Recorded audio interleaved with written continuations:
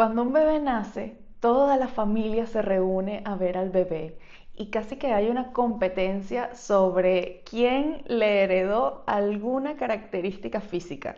Los ojos son del papá, la nariz es de la mamá, definitivamente tiene el mentón del abuelo y comienza como esta búsqueda de cuáles son las raíces de esas características físicas de ese pequeño bebé que acaba de nacer. Lo que nadie nunca se plantea es otro tipo de herencias, una herencia emocional, una herencia interna, una herencia que a veces también conlleva a traumas, a detonantes en el cuerpo que reaccionan de manera totalmente inconsciente respondiendo ante algún evento o algún estímulo que observemos en nuestro mundo. Sin haber ni siquiera vivido eso anteriormente, es posible que se detonen un montón de emociones y un montón de patrones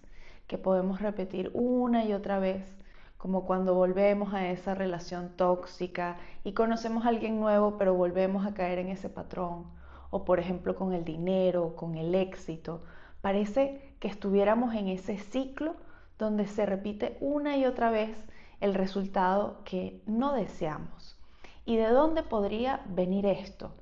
Pues justamente puede tener que ver con ese momento en que nace el bebé y en que todos hablamos sobre qué habrá heredado de cada uno de nosotros. Por eso hoy te quiero hablar sobre un libro muy especial que me he leído en el último mes y que quiero compartir contigo porque creo que es muy valioso. Se llama Este dolor no es mío, de Mark Walling. Y dice, identifica y resuelve los traumas familiares heredados. Este libro es muy valioso, me acompañó a hacer un recorrido por mi historia familiar, a determinar ciertos patrones que encuentro en mí y que quiero compartir contigo porque considero que poder reconocer esos patrones también nos ayuda a liberarlos. Si estás por primera vez en este canal, mi nombre es Daniela Dávila Torres, soy creadora multipotencial y coach de creadores y líderes. El día de hoy vamos a hablar sobre Este dolor no es mío de Mark Walling. Y te lo quiero contar desde una perspectiva muy personal. Quiero contarte cómo este libro realmente me llegó al corazón, me tomó de la mano prácticamente este autor y siento que me ayudó a hacer un recorrido junto con mi familia, con mis raíces familiares, con mi linaje, con mi historia de nacimiento también.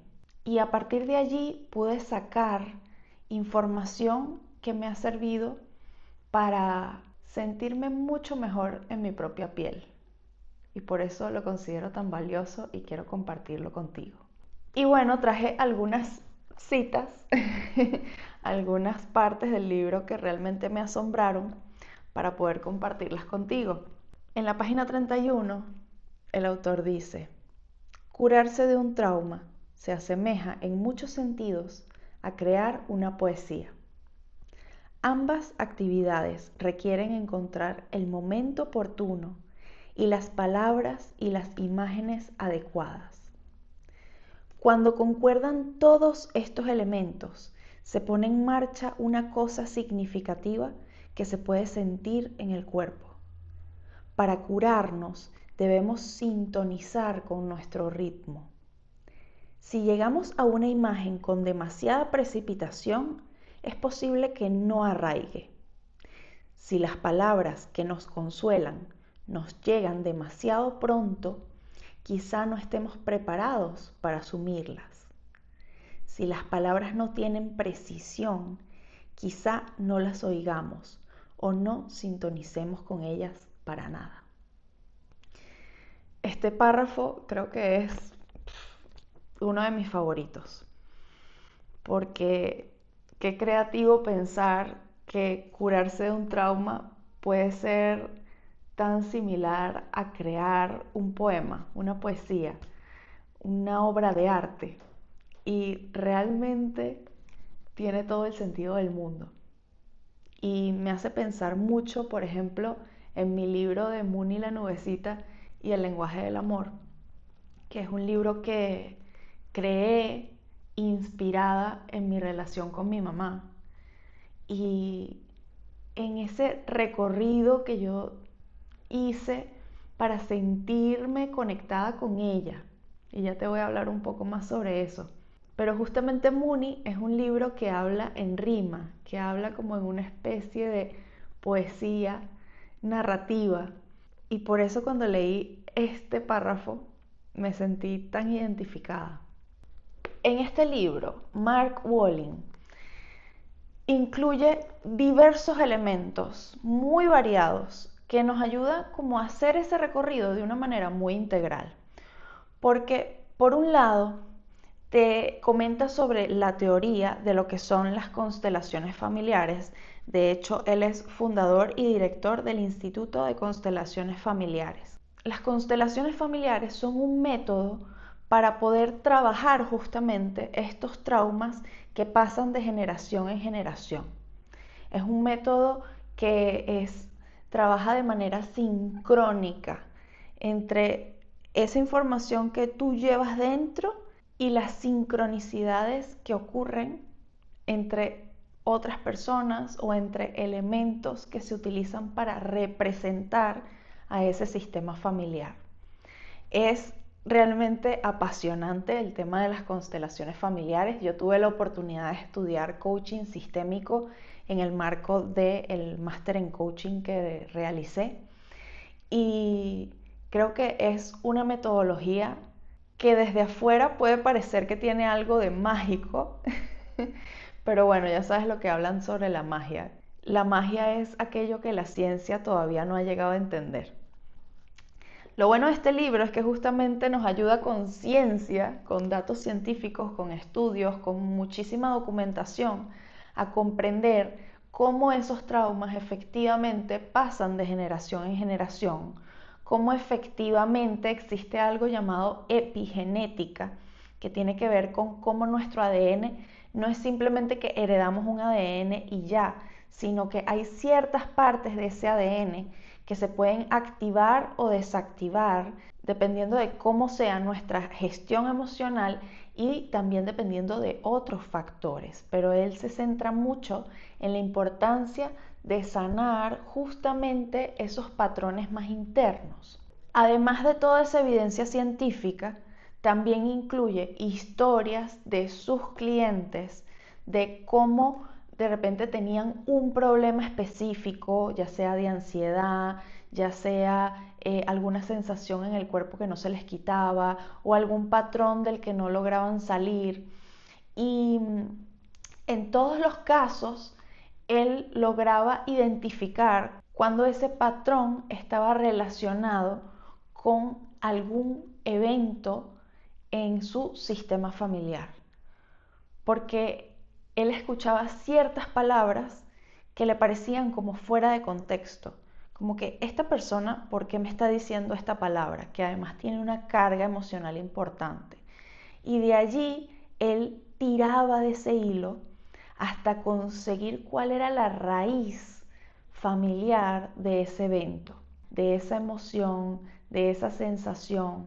Y a veces podían ser, digamos, tatarabuelos, personas que ni siquiera hemos conocido, pero que sus historias son tan emocionales, tan movilizadoras para la familia, que a pesar de que no se hable constantemente sobre el tema, y en algunos casos ni siquiera se hable, sí puede tener una repercusión muy importante y puede estar allí presente en nuestra genética.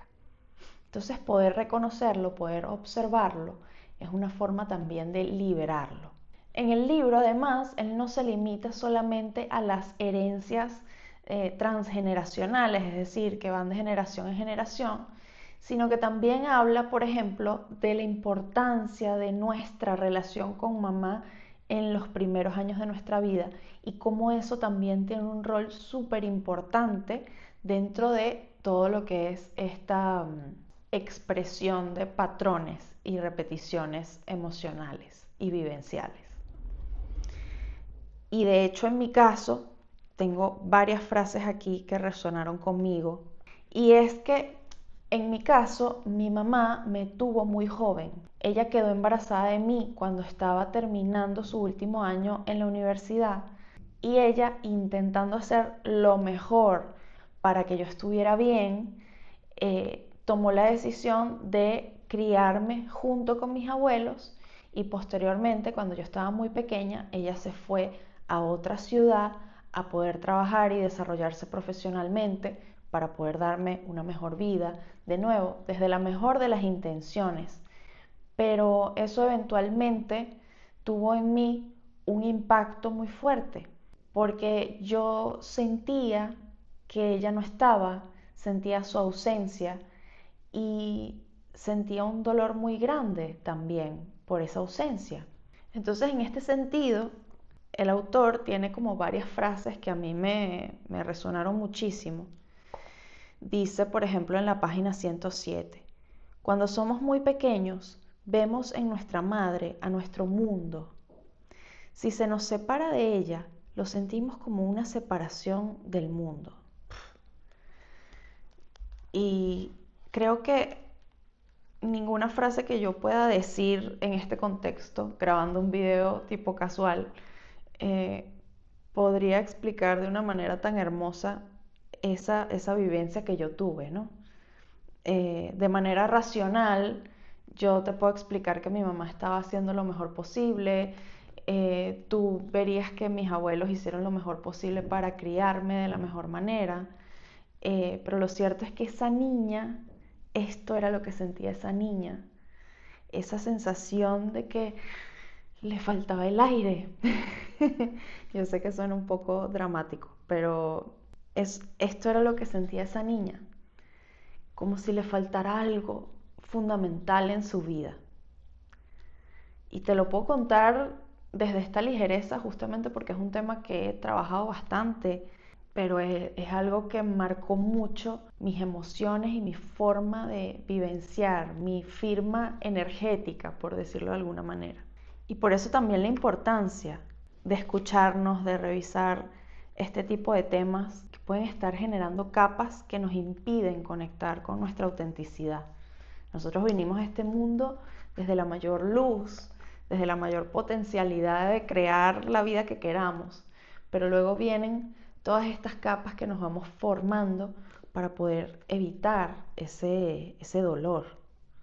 Hay otra frase también que resonó mucho conmigo que dice, para los que nos hemos visto apartados de la luz del amor de nuestra madre, nuestro mundo puede ser una búsqueda incesante de consuelo. Y de hecho esta parte también me recordó mucho al libro de Mooney, porque Mooney está buscando constantemente aprender idiomas nuevos, nuevos lenguajes para comunicarse con su mamá. Y en el fondo lo que está buscando es ese consuelo, esa sensación de completud, cerrar ese vacío que siente por no poder conectar con su mamá en la manera en que ella lo espera. Sobre esto del dolor y la importancia de trabajar el dolor,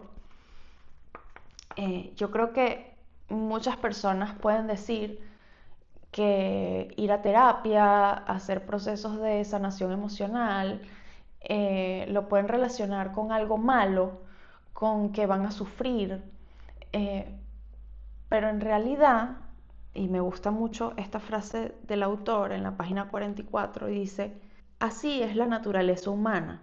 Cuando el dolor es demasiado grande, las personas tienden a evitarlo. Pero cuando bloqueamos los sentimientos, estamos truncando, sin saberlo, el proceso necesario de curación que puede llevarnos hasta una liberación natural. Y esto es totalmente cierto. De hecho, yo creo que yo me iba a quedar sin trabajar el tema de mi mamá y de cómo crecí sin ella y de cómo yo me sentí, si no fuera porque cuando ella ya iba a tener a mi hermanito, yo tuve una crisis porque fue muy doloroso para mí que justo en el momento en que yo me iba a mudar con ella, teniendo 17 años, ya yendo a la universidad, ella justamente fuera a quedar embarazada y bueno, y no íbamos a poder estar juntas en los términos en los que yo me lo había imaginado, estando nosotras dos, recuperando ese tiempo juntas. Y en ese momento lo vi como algo súper dramático, pero fue un gran regalo porque gracias a eso empecé a ir a terapia y empecé a entender el tamaño de ese dolor que yo llevaba dentro y que no se expresaba en el día a día. No era como, ay, me levanto en las mañanas y siento un gran dolor. No, yo vivía mi vida normal, pero eso se expresaba en mis relaciones amorosas, se expresaba en mi forma de mostrarme al mundo. Yo no me creía muy merecedora de muchas cosas, ni de buenas relaciones tampoco, relaciones que me nutrieran. Realmente allí estaba como una buena base de por qué estaba sucediendo aquello, ¿no? Y a veces pensamos que esta parte emocional, que esta parte mental de cómo procesamos las cosas, cómo percibimos nuestro mundo, cómo sentimos, no es tan importante, que hay otras cosas más importantes, más racionales, más materiales, ¿no? O sea, no te centres en eso, tú céntrate en tu carrera, no te centres en eso, tú céntrate en hacer lo que tienes que hacer. Y al final son formas de evadirnos y que no nos llevan a ninguna parte porque al final en esas mismas actividades que estamos realizando con la mejor intención del mundo, no nos damos cuenta de que estamos partiendo de una base de poca valoración o de algún trauma que tenemos o nos estamos limitando porque tenemos algún miedo que no hemos visto. Entonces, en este sentido, sobre la importancia que tiene todo esto, el autor dice en la página 147, si padeces un miedo o una fobia, ataques de pánico o pensamientos obsesivos, ya sabes demasiado bien lo que significa estar preso en la cárcel de tu propia vida interior. Y qué curioso, qué curioso que nuestra propia mente se pueda convertir en nuestra propia cárcel, que nuestro propio mundo interior, que podría ser infinito, apasionante, creativo, a veces nos encierre a nosotros y encierre también nuestras posibilidades de expansión, nuestras posibilidades de estar bien, de sentirnos bien. A lo largo del libro, él también va ofreciendo algunos ejercicios escritos. Te va haciendo preguntas, te va ayudando a identificar cuáles son. Él lo hace mucho desde el lenguaje. Entonces te invita a que pienses cuál es tu miedo más profundo, con qué palabras lo dices, cómo esas palabras están conectadas con tu historia familiar, con personas de tu familia, con experiencias que tuviste a temprana edad. Entonces, de esa manera, a través de ejercicios escritos, tú vas entendiendo qué palabras van teniendo una mayor carga emocional y que pudieran estar conectándose con tu situación actual, con ese patrón del que no logras salir.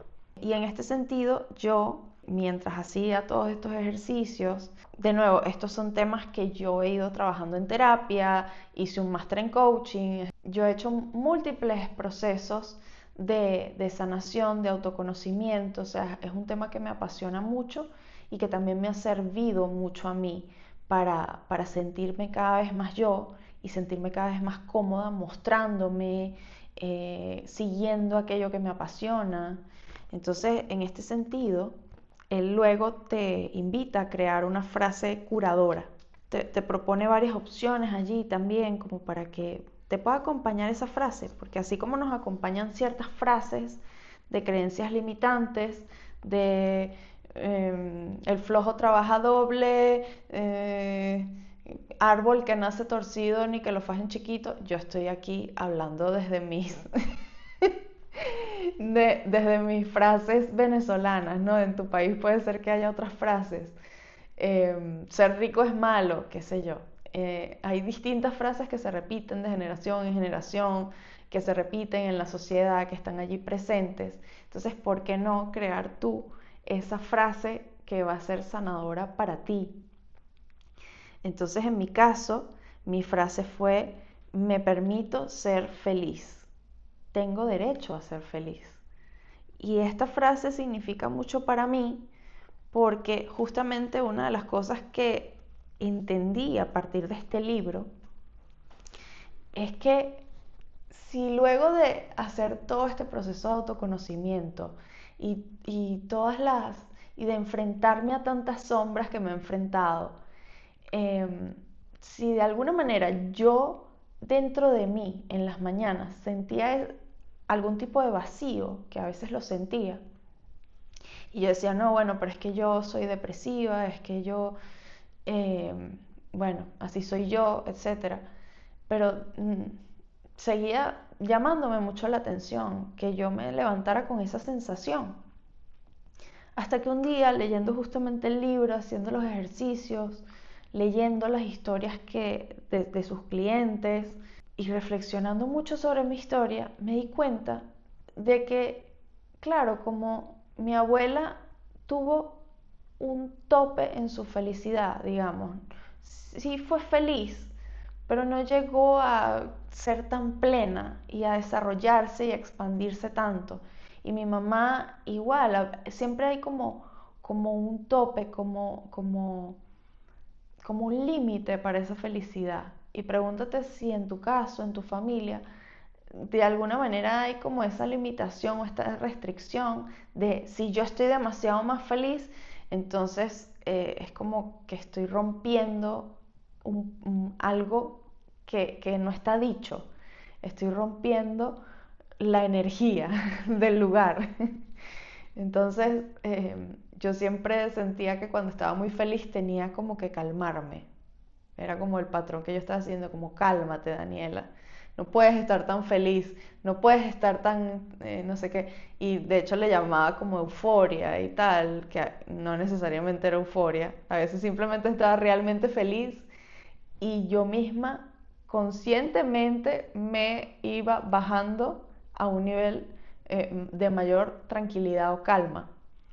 Eh, y justamente a través del libro me di cuenta de que esa calma y esa línea base en realidad no es mi línea base, sino que es la línea base de lo que yo he observado en mi familia. Y por ende para mí esa es la normalidad y por ende eso es algo que si yo rompo, siento que, wow, estoy siendo más feliz que mi mamá, estoy siendo más feliz que mi abuela, más feliz que mis tíos. ¿Qué me creo yo? Y de nuevo, esto son patrones inconscientes, no es que yo decidí pensar esto, pero sí te das cuenta de que hay algo allí que te está como frenando. Y bueno, sobre esto el autor también comenta, en una familia en que está limitada la felicidad, los hijos pueden sentirse culpables o a disgusto cuando tienen sentimientos de satisfacción. Yo dije, Dios mío, soy yo. Y esta frase la leí después de haber generado mi propia frase curadora, que era la de me permito ser feliz. Recuerdo que cada mañana, luego de que llegué como a ese momento, ajá, a ese momento de darme cuenta, yo me levantaba en las mañanas y de una vez mi pensamiento automático era, tengo derecho a ser feliz, estoy bien, puedo estar feliz, tengo derecho, lo puedo elegir. Y no era desde forzarme, sino desde permitirme, desde esa sensación de permitirme. Entonces como que yo antes sentía que mi normalidad estaba en estar como en calma, tranquila, sin emociones. Y que si yo subía demasiado, yo me estaba forzando. Y al entender que esta base no era mía, sino que era de mi familia, entonces yo dije, entonces solo tengo que permitirme. Es decir, este techo tengo que abrirlo. Y no se trata de forzarme a ir más arriba, sino de recordarme que lo tengo permitido. Y a partir de allí puedo ascender tanto como quiera, como suceda. no me tengo que forzar tampoco a estar eufórica, pero sí puedo permitirme traspasar esa barrera que ya no es mía.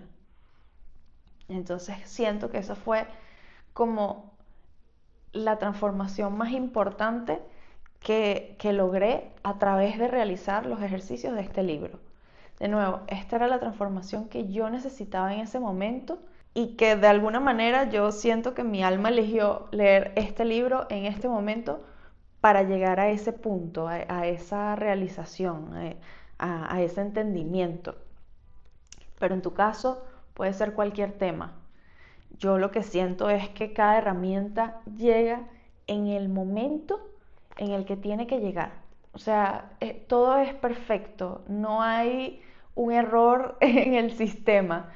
Cuando tú sientes que hay algo que necesitas trabajar y casualmente llega ese coach, casualmente llega ese libro, casualmente llega ese taller que te están ofreciendo y tienes esa sensación de, wow, pero esto yo lo estaba pensando, es una sincronicidad, es algo que inconscientemente tú estás buscando, estás más atento a eso, quizás esa información ya estaba allí, pero tú estás más atento, más alerta con ese tema y es perfecto que puedas recorrer ese camino, que te lo puedas permitir, porque justamente tiene que ver con un aprendizaje que ya estás listo o lista para integrar. Entonces, bueno, quería compartir contigo mi recorrido a lo largo de este libro. Es un libro muy hermoso, muy variado, muy fácil de leer también. Y de hecho quiero aprovechar para comentarte que este libro me lo leí gracias a un reto de motivación lectora que organizó Andrea Ferro, que estudió conmigo en la universidad y luego de varios años ya de graduadas, pues yo la he ido siguiendo en sus redes y me encanta una metodología que ella sigue que se llama el 1.7%. De hecho, ella creó esa metodología y básicamente ella dice, bueno, mira, en el 1.7% de tu día lee. Y solo con que leas el 1.7% cada día, o sea, unos minutitos al día, ya te vas a terminar ese libro en determinada cantidad de días. Y de hecho para mí eso también fue una creencia que fue una manera de desafiar otra creencia que yo tenía. Pude pedir este libro en la biblioteca. Yo vivo aquí en Madrid y fui a la biblioteca, pedí el libro. Siempre tenía esta curiosidad por ir a buscar libros en la biblioteca, pero pensaba también como, oh, ¿y si no me lo termino a tiempo? Y no me daba cuenta de que era una creencia que me estaba impidiendo ir a buscar un libro que estaba a 2 cuadras de mi casa. Entonces, esto también me funcionó porque justamente Andrea, con toda su convicción, dijo, nosotros nos vamos a leer este libro en 15 días. Y bueno, yo dije, bueno, si es en 15 días, entonces perfectamente me da tiempo de leerme el libro y regresarlo con total tranquilidad y calma. Y efectivamente se logró. ¡Yay! Así que recomendado también ese método de Andrea. Ella hace retos lectores cada cierto tiempo, así que pueden seguirla en sus redes. Las voy a dejar aquí abajo. También voy a dejarles el enlace al libro por si lo quieren leer. Creo que es bastante valioso. Y les voy a dejar también el enlace al libro de Muni, que bueno, realmente lo creé con mucho amor y cada día que pasa, con cada libro nuevo que me leo, con cada nuevo aprendizaje que integro, es un libro que me sigue enseñando sobre la importancia de conectar con esa parte fundamental en nuestras relaciones, que es el amor. Este libro justamente tiene que ver con que puedes sentir todas las emociones y puedes aprender todos los lenguajes y puedes buscar y enrevesar todas las situaciones, todo lo que tú quieras, pero al final lo que siempre va a estar de fondo es el amor. Así que es un libro hermoso para tus niños, pero también para ti. Te voy a dejar todos los enlaces aquí abajo. Y bueno, coméntame qué te pareció esta reseña del libro, un poco inusual porque más bien la combiné con mi vida personal y con mi experiencia, pero coméntame aquí abajo si te animó a leerte el libro, si te llama la atención este tema.